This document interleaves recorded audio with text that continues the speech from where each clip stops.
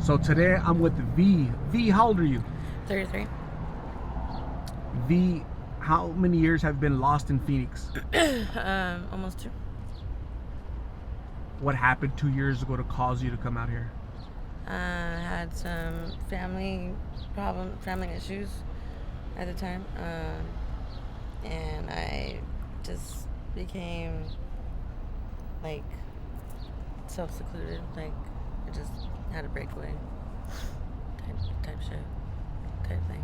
A lot of people I interview, the majority of people I interview, they're either doing blues or G, but mainly blues. What are you doing? I do fentanyl powder. What's the difference between blues, the pills, and the powder? The powder is a little bit more stronger, and it's powder form, obviously. It's more of on the like non-additives. Like it's just I don't know. It's just a lot stronger to me. It's got a different feeling. Like with the blues, I don't feel hardly anything. Rather with the powder, it makes me feel, I guess, normal-ish in a way. Is it possible? Nowadays, Is it possible that you have a high tolerance? I do have a high tolerance. Very possible. So I'm trying to work with that. But I've learned in the little bit of time being out here and before coming out here how to smart smoke. Like I don't smoke myself stupid. I smoke to feel okay. I don't smoke to get like high or incoherent type whatever. Like I just do it just to feel me, the current me. Do you feel like it just numbs your body more than what the pills used to do? No. No? Okay. I don't feel like it numbs my body at all. It just keeps me afloat. Got it. More or less. Do you have children? I have 3. 3 babies. Where are they at? My first one, I got my rights terminated with CPS, and I lost him when he was about 4 years old, while I was pregnant with my second son at the time. And my second son, who is 13, my first is 17, my second is 13, like I said, and he's with my mom on Bell and 7th Street, and then my daughter, who's 6 years old, is with her dad.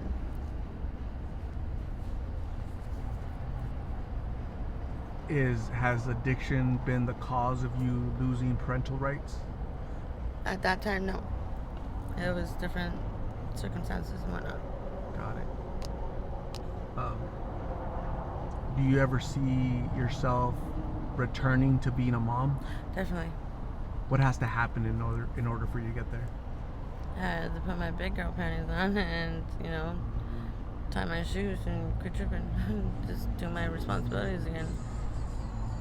Own up to what I'm doing. I mean, I already do own up to what I'm doing. Like, I already know. I've already addressed my issues. I've already addressed my problems. And, for on, whatever. I'm just at a more of a different path type thing right now. It's not like I got out here because of the drugs. Like, I put myself out here. Like, I chose to come out here and learn different sides of me that, I didn't feel I was fully done with. Like, not with experiencing things or anything, but just the whole, being out here and learning a whole different part of me type deal, whatever. When you were younger in school, what did you want to become? What did you want to do with your life as an adult? I would have to say there was a few different things. More of on the writer. I wanted to be a dancer. And funny thing, I wanted to do the lowrider magazines, So I wanted to be one of those girls in the lowrider magazines and whatever. But I mean, it's all still possible, you know. Like, I know that's for sure. Like, I never go a day without thinking that it's not possible, you know, because anything's really possible nowadays. You just gotta put your head to it, you know, your mind to it. So everything, or maybe not everything, but a lot of things are mentality over everything, you know. Like, if you don't have a mentality for it, you're not gonna win it. What derailed your hopes, dreams, aspirations? What happened? A few different things. I lost 2 people last year, and at different times, and one of them happened to be like, excuse me. One of them was my boyfriend at the time that I was dating. This guy that I was dating, he was around my age, and the other one was just a really good friend of mine, and it really like just had me restart my whole thoughts on myself and everything towards my life and how I'm living and what I'm doing and whatnot, who I become, who I was, and whatnot. So. How old is your oldest child? 17. 17. Wow. The youngest I've ever interviewed was 15. How would you feel if your son was out here doing blues or G? Like shit.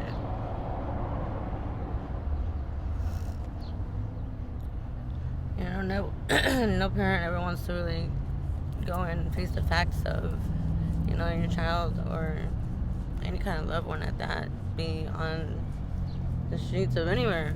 You know, life isn't for anyone. I wouldn't wish it upon my worst enemy.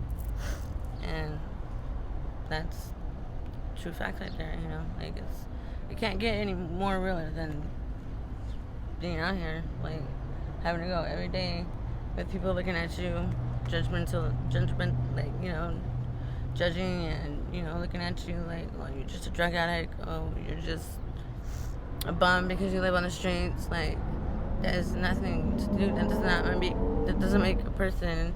You can't define a person from how they live or what they do. It doesn't make them them. Like, so I would be broken if, you know, I knew my child was out here. Which, you know, I mean, I haven't heard anything about him for the past 13 years. It was a closed adoption, so it's really messed with me, you know, throughout my whole life of not having him. They say, oh, with every day that goes by, it gets easier. No, it really doesn't. If anything, I mean, I wouldn't say it gets harder, but I definitely would not say it gets easier at all, in my opinion. You're still a mom. Yeah. Yeah, you know, and you're trapped right now. Mm-hmm. One day you'll get over this. You'll seek help. You'll ask for help. You'll go do what you need to do. Staying out here is so dangerous. You already know that, right? Of course. You're out here by yourself. I've known that since 11, 10, 12 years old.